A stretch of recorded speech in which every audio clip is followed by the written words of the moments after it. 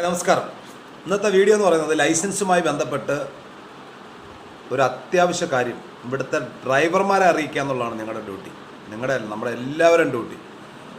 ഈ ലൈസൻസ് ആദ്യകാലങ്ങളിൽ പ്രായമുള്ള ഒരുപാട് പേര് ഓട്ടോറിക്ഷ ഓടിക്കുന്നുണ്ട്, ചെറുപ്പക്കാരായിട്ട് എല്ലാവരും ഉണ്ട്. അപ്പം നേരത്തെകളിൽ ഈ ഓട്ടോറിക്ഷ മാത്രം സാമ്പത്തിക ബുദ്ധിമുട്ടൊക്കെ കൊണ്ടിട്ട് ഓട്ടോറിക്ഷ മാത്രമായിട്ട് എടുത്ത് ഒരുപാട് പാവപ്പെട്ടവരുണ്ട്, ഒരുപാട് പേരുണ്ട്. അവർക്ക് വേണ്ടിയിട്ടാണ് ഇന്നത്തെ ഈ ഒരു കാര്യം. ഇതിനകത്ത് ഓട്ടോറിക്ഷ ഉണ്ട്, ഓട്ടോറിക്ഷയുടെ ഡേറ്റ് കഴിഞ്ഞൊന്നും പറഞ്ഞ് റിന്യൂവൽ ചെയ്യാൻ പോകരുത്, പുതുക്കുവാൻ പോകരുത്. കാര്യം പുതുക്കാൻ പോയി കൊണ്ടുവന്നൊരു സാഹചര്യത്തെക്കുറിച്ചാണ് ഞാനിപ്പോൾ ഈ പറയുന്നത്. ഓട്ടോറിക്ഷയുടെ ലൈസൻസ് വെച്ചിട്ട് ഈ റിക്ഷ മാത്രമേ ഓടിക്കാൻ പറ്റൂ. എന്ന് വെച്ചാൽ ഇലക്ട്രിക്കൽ റിക്ഷകൾ ഇപ്പോൾ ഇറങ്ങുന്നുണ്ട്, അത് മാത്രമേ ഓടിക്കാൻ പറ്റൂ. അതായത് നിങ്ങൾക്ക് ഓട്ടോറിക്ഷ ഓടിക്കണമെങ്കിൽ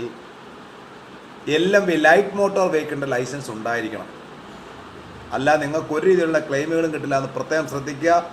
അത് പരമാവധി ആൾക്കാർക്ക് ഇത് ഷെയർ ചെയ്ത് കൊടുക്കുക. കാര്യം ആർക്കും അറിയില്ല, എല്ലാവരുടെ കയ്യിൽ ഓട്ടോറിക്ഷയുടെ ലൈസൻസ് ഉണ്ട്. ഓട്ടോറിക്ഷയുടെ ലൈസൻസിന് ഇപ്പം ഓട്ടോറിക്ഷയ്ക്ക് ലൈസൻസ് വേണ്ട, LMBയുടെ ലൈസൻസ് ഉണ്ടെങ്കിൽ ഓട്ടോറിക്ഷയും ഓടാം. അതുപോലെ തന്നെ നേരത്തെ അതിലേക്ക് വരാം.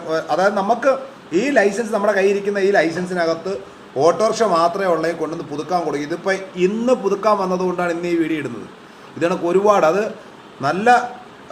ഒരുപാട് ബന്ധമുള്ള ഒരു ഡ്രൈവറാണ്. അദ്ദേഹത്തിന് പോലും ഈ അബദ്ധം പറ്റിയിട്ടുണ്ടെങ്കിൽ ഈ ലൈസൻസ് പുതുക്കാൻ കൊടുക്കും. ഇത് പുതുക്കേണ്ട കാര്യമില്ല, പുതുക്കിയിട്ടും കാര്യമില്ല. പുള്ളിക്ക് ഇത് പുതുക്കിയാൽ ഈ റിക്ഷ മാത്രമേ ഓടിക്കാൻ പറ്റുള്ളൂ. 4 വീൽ ലൈസൻസ് ഉണ്ടെങ്കിൽ മാത്രമേ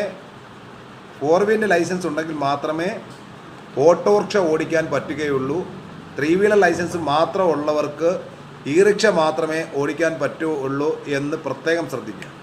ഓക്കെ, അപ്പോൾ ഈ ഒരു അറിവ് എല്ലാവർക്കും അത്യാവശ്യമായി പറഞ്ഞു കൊടുക്കുക. അതിനു വേണ്ടിയിട്ടാണ്. കൂടാതെ ബുക്ക് ലൈസൻസ് ഇരിക്കുന്നവർ പ്രത്യേകം ശ്രദ്ധിക്കുക. ബുക്ക് ലൈസൻസ് നിങ്ങൾ കൈവച്ചുകൊണ്ട് ഇനിയും പിന്നീട് വന്നിട്ട് എപ്പോഴെങ്കിലുമൊക്കെ ചെയ്യാമെന്ന് വിചാരിച്ചിരുന്നാൽ ബുക്ക് ലൈസൻസുകൾക്കും പിടിവീഴുകയാണ്.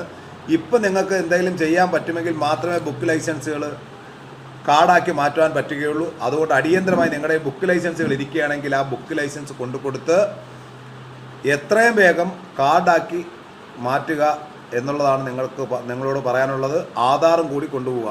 അടുത്തുള്ള ഡ്രൈവിംഗ് സ്കൂളുമായി ബന്ധപ്പെടും. ഇങ്ങനെയുള്ള വർക്കുകൾക്കെല്ലാം ഡ്രൈവിംഗ് സ്കൂളുകാരുമായിട്ട് ബന്ധപ്പെട്ട് നിങ്ങൾ ചെയ്യുക എന്നുള്ളതാണ് ഈ ഒരു അവസരത്തിൽ എനിക്ക് പറയുവാനുള്ളത്. മറ്റൊരു വിഷയം, ഈ ട്രാൻസ്പോർട്ടും നോൺ ട്രാൻസ്പോർട്ട് വെഹിക്കിളും 2 ഉണ്ട്. അപ്പോൾ നമ്മുടെ കയ്യിരിക്കുന്ന ലൈസൻസ് അതിനകത്ത് LMBയും മോട്ടോർ സൈക്കിളും മാത്രമേ ഉള്ളൂ എങ്കിൽ, നോൺ ട്രാൻസ്പോർട്ട് വെഹിക്കിളിൻ്റെ ഡേറ്റ് കിടപ്പുണ്ടെങ്കിൽ ട്രാൻസ്പോർട്ട് വെഹിക്കിളിൻ്റെ ഡേറ്റാണ് തീർന്നിട്ടുള്ളത്, അതായത് ടാക്സി വാഹനം ഓടിക്കാനുള്ള സംവിധാനത്തിലുള്ള ലൈസൻസാണ് തീർന്നിട്ടുള്ളതെങ്കിൽ നിങ്ങൾക്ക് ആ ലൈസൻസ് പുതുക്കേണ്ടതില്ല. ഹെവി ഉണ്ടെങ്കിൽ മാത്രം പുതുക്കിയാൽ മതി. മുകളിൽ നോൺ ട്രാൻസ്പോർട്ട് വെഹിക്കിളിന് ഡേറ്റ് കിടപ്പുണ്ടെങ്കിൽ ആ ഡേറ്റിൻ്റെ അടിസ്ഥാനത്തിൽ നിങ്ങൾക്ക് പുതുക്കിയാൽ മതിയാകും എന്ന് പ്രത്യേകം ഞാൻ ഓർമ്മിപ്പിക്കുകയാണ്. ഓക്കെ, അപ്പോൾ ഇതിൻ്റെ ബാക്കി വിഷയമായി അടുത്തൊരു ഇതിൽ വരാം.